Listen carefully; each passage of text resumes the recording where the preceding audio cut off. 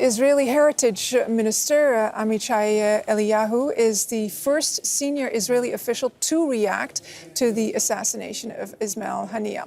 In a post on the social media platform X, he says, "This is the right way to clean the world of this filth. No more imaginary peace agreements, no more mercy for these mortals."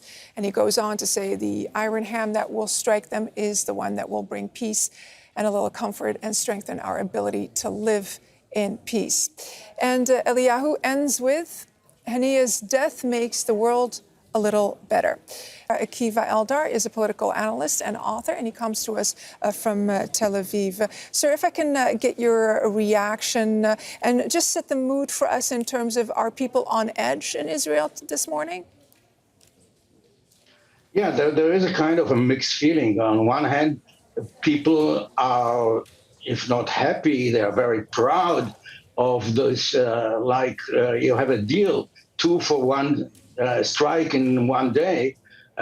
This is unprecedented. It shows that it's not what Israel was in October 7th. Israel is still strong. Israel can attack in 24 hours, can strike two Middle East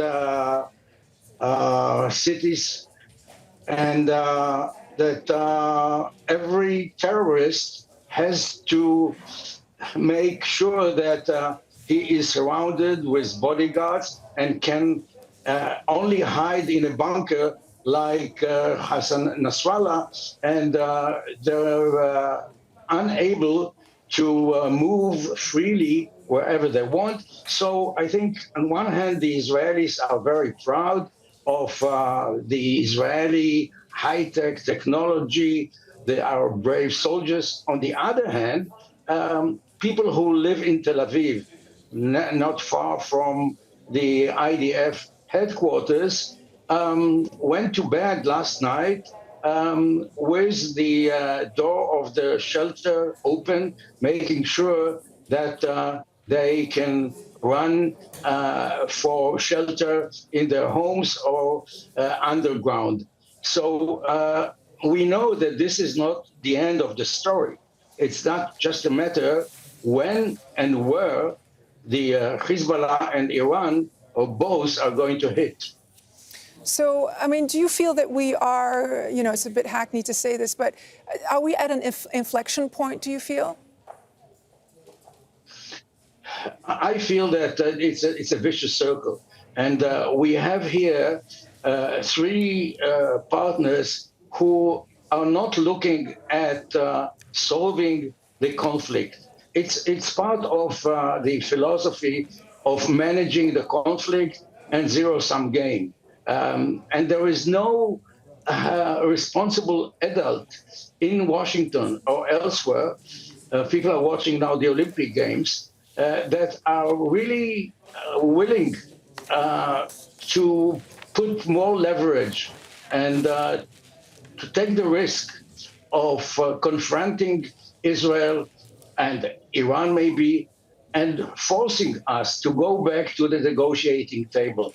Because, the graveyards in the Middle East are full of senior leaders of Hamas, Hezbollah, Iranian, that couldn't be replaced. And they have been replaced. Israel assassinated Abbas Moussaoui, and what we got is Hassan Nasrallah, who I think was able even to empower Hezbollah, and it puts us far away from any kind of a diplomatic settlement.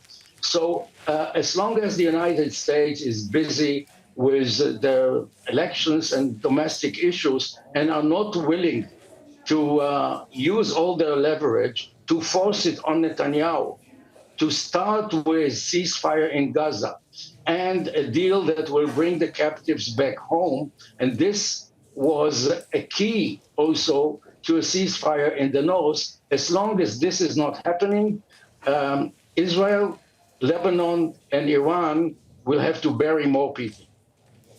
Akiva Eldar, political analyst and author, talking to us from Tel Aviv. Thank you. Thank you. sure to subscribe to our channel to get the latest news from Al Jazeera.